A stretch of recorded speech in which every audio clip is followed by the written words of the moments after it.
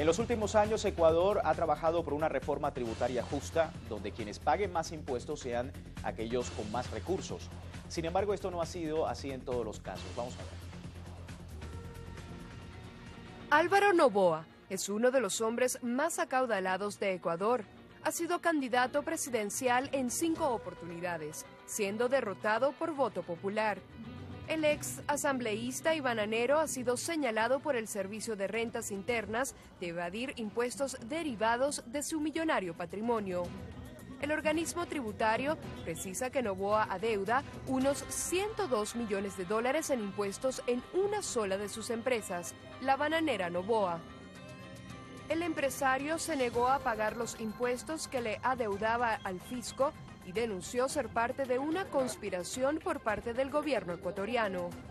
El Servicio de Rentas Internas ha dicho que el proceso legal contra el magnate tiene base legal y procedió a embargar la mayor propiedad de Noboa, la hacienda La Clementina.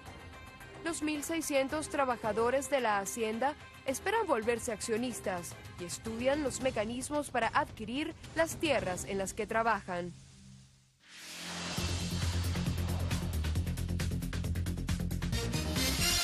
Y para nuestro análisis tenemos desde Ecuador la invitación de Carlos Marx Carrasco. Él es director general del Servicio de Rentas Internas SRI en Ecuador. Nos da su lectura en torno a este panorama. Bienvenido a Telesur. Y bueno, para empezar, su lectura sobre la disputa con el Grupo Noboa por parte del Servicio de Rentas Internas y el escenario en los últimos meses. Bienvenido. Sí, buenas tardes. Encantado estar en canal tan importante y de tanta trascendencia para América Latina, para nuestra región. El tema ha sido a ratos traumático, ha sido tremendamente confuso, complicado por parte del contribuyente, que históricamente se acostumbró a simplemente pagar muy poco o definitivamente no pagar nada, hasta que llega el gobierno de la Revolución Ciudadana, la nueva administración tributaria, y nosotros, como no podía ser de otra manera, estamos cumpliendo a cabalidad con el marco jurídico tributario, con la Constitución, las normativas y, por supuesto, con el profundo respeto a los derechos del contribuyente. Esta es una deuda que se acarrea desde 2005, impuesto a la renta de empresa bananera Noboa, que es una de las empresas símbolo del grupo Noboa, de las casi 120 empresas que este grupo tiene.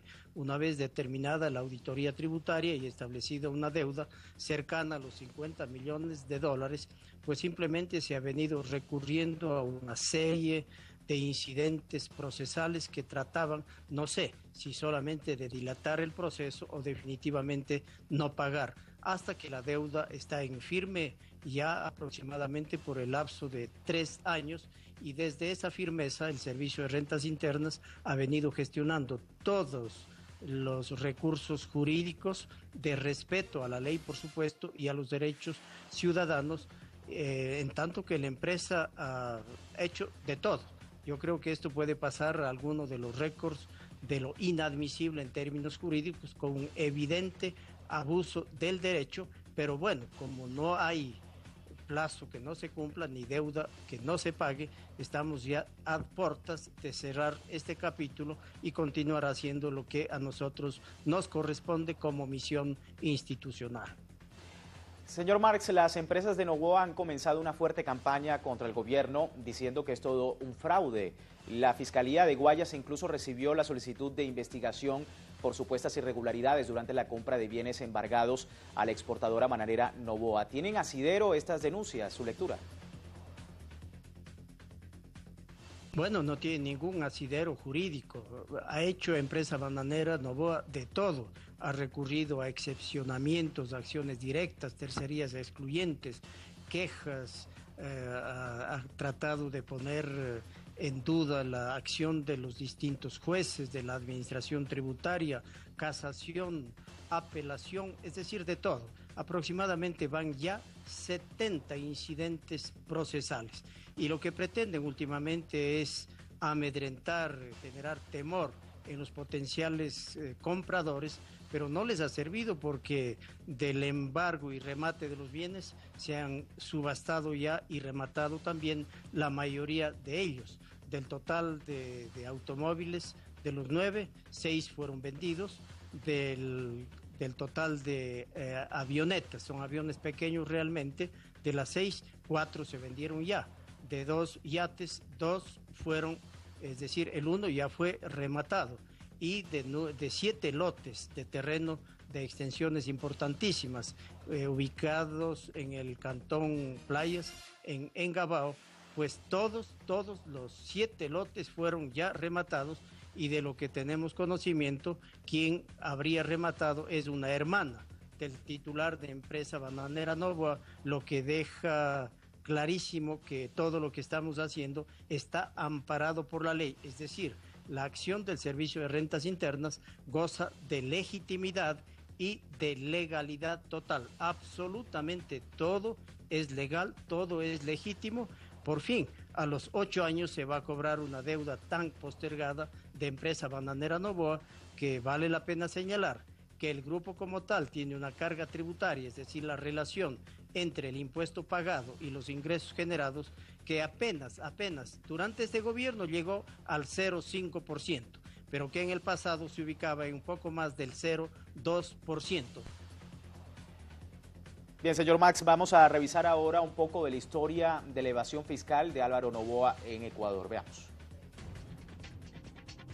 Los representantes legales de Álvaro Noboa han protagonizado más de 30 incidentes procesales con el propósito de evadir el pago del impuesto en los últimos 7 años.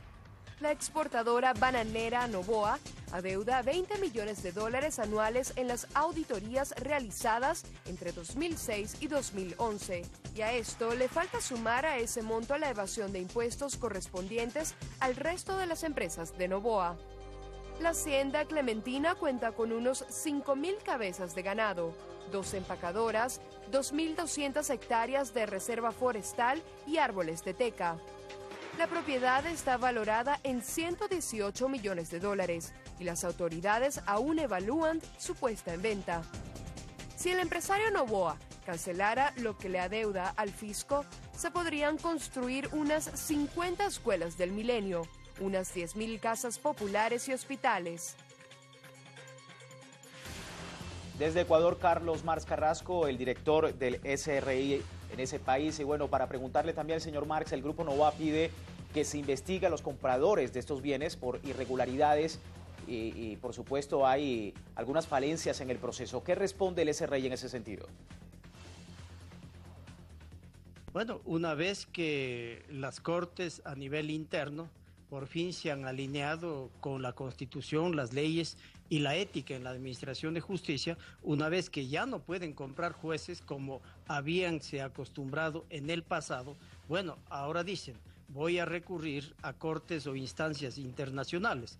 Han llegado al colmo de sostener que van a recurrir al GAFI, es decir, al Grupo de Acción Financiera, pretendiendo un involucramiento, quién sabe de quién, con prácticas de lavado de activos. Nosotros hemos entregado los bienes a aquellos que han ofertado, que han hecho al amparo de la ley sus ofertas. Claro, no se descarta la posibilidad, como en cualquier caso, como permanentemente nosotros investigamos la procedencia también de los dineros para realizar las compras.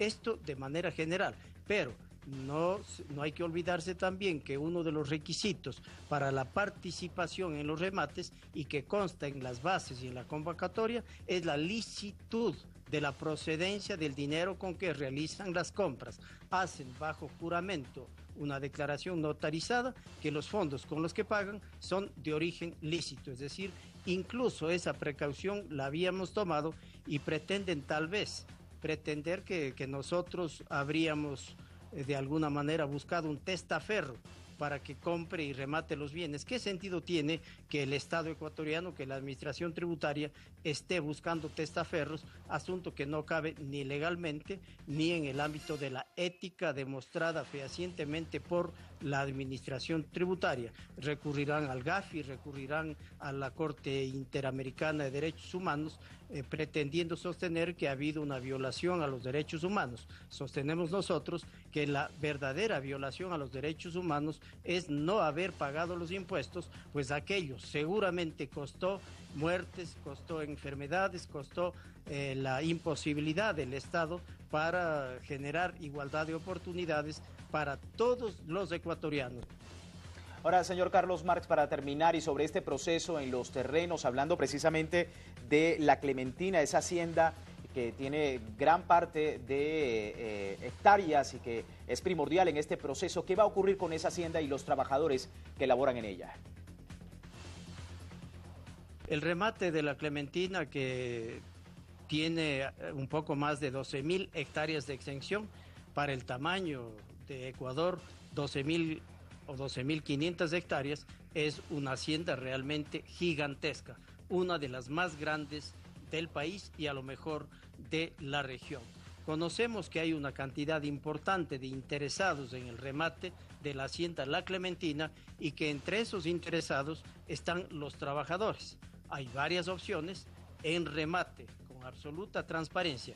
Quien entregue la mejor oferta, a ese se le adjudicará. Inclusive, para garantizar la mayor participación y que cuenten con el debido tiempo los potenciales compradores, hemos postergado el remate de la hacienda para el próximo 4 de diciembre. Seguramente estaremos recibiendo, creo yo, tal vez una media docena de ofertas, con lo que, con seguridad asimismo, el remate se daría. Pretendemos nosotros en la primera convocatoria, en el primer llamamiento, en la que debe cubrirse cuando menos las 2/3 partes del valor del avalúo, valor que está estimado en 118 millones de dólares, de manera que en la primera convocatoria deberá ofertarse cuando menos alrededor de 80 millones de dólares y se adjudicará a quien entregue la mejor oferta. Para ese propósito, para que los oferentes tengan el tiempo suficiente como para realizar sus estudios económicos, financieros, ambientales, de rentabilidad de la compra, nos hemos visto precisados a postergar hasta el 4 de diciembre la primera convocatoria, que entendemos será primera y última, porque en función de tanto interesado, creemos que van a haber ofertas y claro, los trabajadores tienen pleno derecho de presentar también su oferta. Sabemos que se estaría constituyendo una cooperativa de propietarios trabajadores, figura o categoría de bastante novedosa, propietarios trabajadores, con lo que se estaría dando cumplimiento de un principio constitucional y de la aspiración del Plan del Desarrollo para el Buen Vivir, que habla de la constitución de una sociedad o de la construcción de una sociedad de propietarios. Y si es que los 1.800 trabajadores en buena lid transparentemente presentan la mejor oferta, pues ellos serían los adjudicatarios de la hacienda. Sin embargo, todavía quedan unos poquitos días para que Empresa Bananera Noboa se acerque al Servicio de Rentas Internas, solicite la liquidación.